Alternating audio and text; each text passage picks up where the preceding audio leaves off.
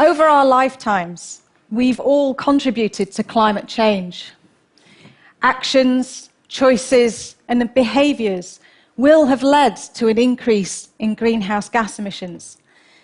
And I think that that's quite a powerful thought, but it does have the potential to make us feel guilty when we think about decisions we might have made around where to travel to, how often, and how.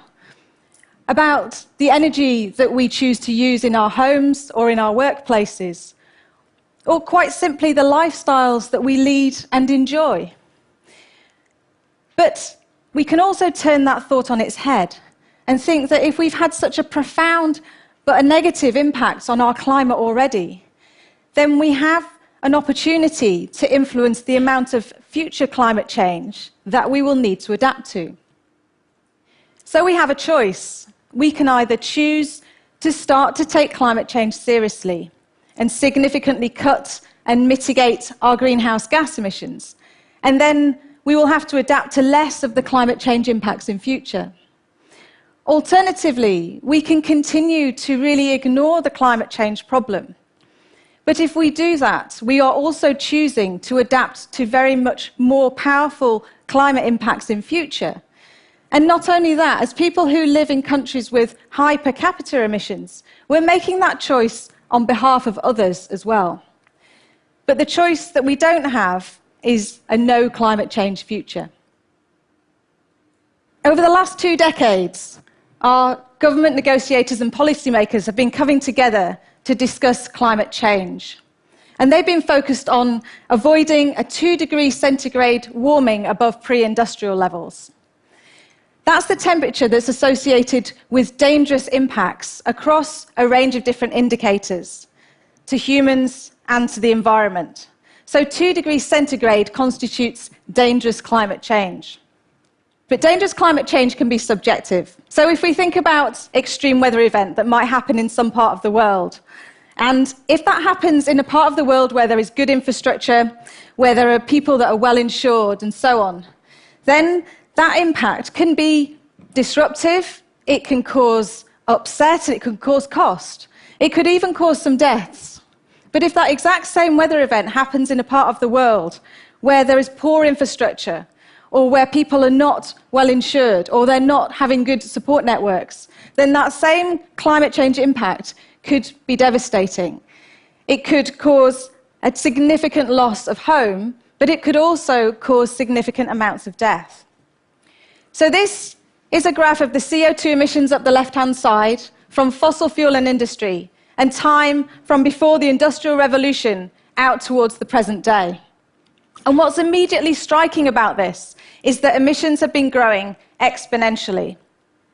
If we focus in on a shorter period of time from 1950, we have established in 1988 the Intergovernmental Panel on Climate Change, the Rio Earth Summit in 1992.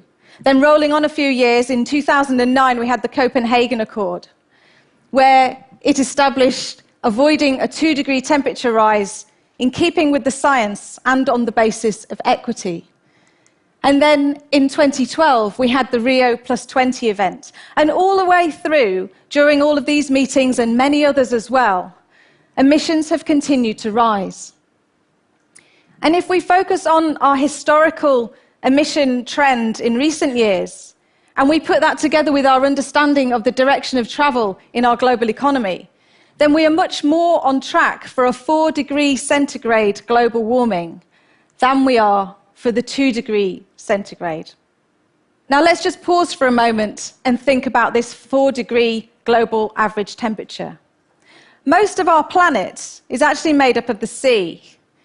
Now, because the sea has a greater thermal inertia than the land, the average temperatures over land are actually going to be higher than they are over the sea.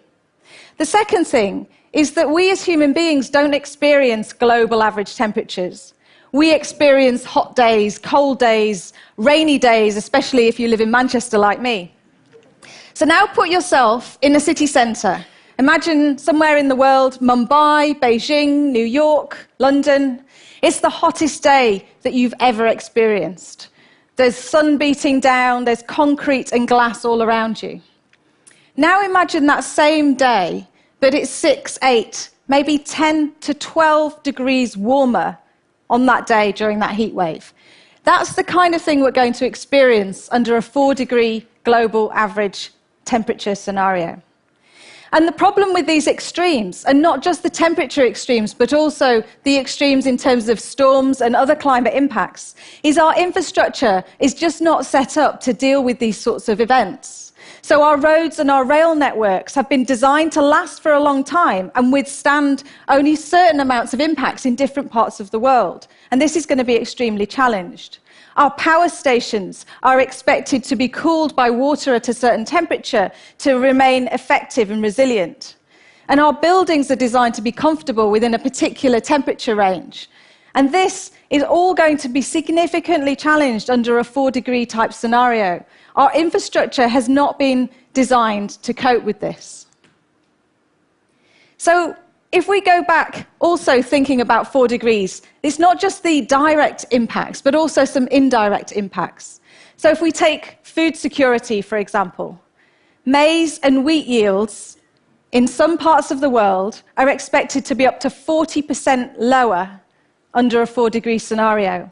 Rice, up to 30% lower. This will be absolutely devastating for global food security. So all in all, the kinds of impacts anticipated under this 4 degrees centigrade scenario are going to be incompatible with global organized living.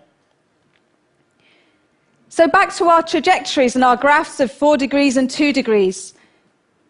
Is it reasonable still to focus on the 2-degree path? Well, there are quite a lot of my colleagues and other scientists who would say that it's now too late to avoid a 2 degree of warming. But I would just like to draw on my own research on energy systems, on food systems, aviation, and also shipping, just to say that I think there is still a small fighting chance of avoiding this 2-degree dangerous climate change. But we really need to get to grips with the numbers to work out how to do it. So if you focus in on this trajectory and these graphs, the yellow circle there highlights that the departure from the red 4-degree pathway to the 2-degree green pathway is immediate. And that's because of cumulative emissions, or the carbon budget. So in other words, because of the lights and the projectors that are on in this room right now, the CO2 that is going into our atmosphere as a result of that electricity consumption lasts a very long time. Some of it will be in our atmosphere for a century, maybe much longer. It will accumulate, and greenhouse gases tend to be cumulative. And that tells us something about these trajectories, because first of all, it tells us that it's the area under these curves that matter, not where we reach at a particular date in future. And that's important because it doesn't matter if we come up with some amazing whiz-bang technology to sort out our energy problem on the last day of 2049, just in the nick of time to sort things out. Because in the meantime, emissions will have accumulated. So if we continue on this red 4-degree centigrade scenario pathway, the longer we continue on it, that will need to be made up for in later years to keep the same carbon budget, to keep the same area under the curve, which means that that trajectory, the red one there, becomes steeper. So in other words, if we don't reduce emissions in the short to medium term, then we'll have to make more significant year-on-year emission reductions. We also know that we have to decarbonize our energy system. But if we don't start to cut emissions in the short to medium term, then we will have to do that even sooner. So this poses really big challenges for us. The other thing it does is it tells us something about energy policy. So if you live in a part of the world where per capita emissions are already high, it points us towards reducing energy demand. And that's because with all the will in the world, the large-scale engineering infrastructure that we need to roll out rapidly to decarbonize the supply side of our energy system is just simply not going to happen in time. So it doesn't matter whether we choose nuclear power or carbon capture and storage, upscale our biofuel production, or go for a much bigger rollout of wind turbines and wave turbines, all of that will take time. So because it's the area under the curve that matters, we need to focus on energy efficiency, but also on energy conservation. In other words, using less energy. And if we do that, that also means that as we continue to roll out the supply-side technology, we will have less of a job to do if we've actually managed to reduce our energy consumption, because we will then need less infrastructure on the supply side. Another issue that we really need to grapple with is the issue of well-being and equity. There are many parts of the world where the standard of living needs to rise, but with energy systems currently reliant on fossil fuel, as those economies grow, so will emissions. And now, if we're all constrained by the same amount of carbon budget, that means that if some parts of the world's emissions are needing to rise, then other parts of the world's emissions need to reduce. So that poses very significant challenges for wealthy nations. Because according to our research, if you're in a country where per capita emissions are really high, so North America, in Europe, in Australia, emission reductions of the order of 10% per year and starting immediately will be required for a good chance of avoiding the 2-degree target. Let me just put that into context. The economist Nicholas Stern said that emission reductions of more than 1% per year had only ever been associated with economic recession or upheaval. So this poses huge challenges for the issue of economic growth. Because if we have our high carbon infrastructure in place, it means that if our economies grow, then so do our emissions. So I'd just like to take a quote from a paper by myself and Kevin Anderson back in 2011, where we said that to avoid the 2-degree framing of dangerous climate change, economic growth needs to be exchanged, at least temporarily, for a period of planned austerity in wealthy nations. This is a really difficult message to take, because what it suggests is that we really need to do things differently. This is not about just incremental change. This is about doing things differently, about whole system change, and sometimes it's about doing less things. And this applies to all of us, whatever sphere of influence we have. So it could be from writing to our local politician, to talking to our boss at work, or being the boss at work, or talking with our friends and family, or just quite simply changing our own lifestyles. Because we really need to make significant change. At the moment, we're choosing a 4-degree scenario. If we really want to avoid the 2-degree scenario, there really is no time like the present to act. Thank you.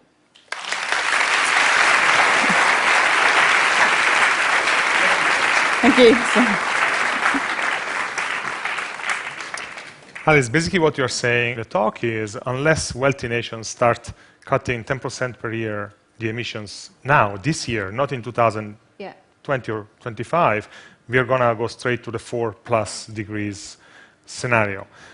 I'm wondering, what's your take on the cut by 70% for 2070? Yeah, I mean, it's just nowhere near enough to avoid 2 degrees. I mean, one of the things that often, when there are these modelling studies that look at what we need to do, is they tend to hugely overestimate how quickly other countries in the world can start to reduce emissions. So they make kind of heroic assumptions about that.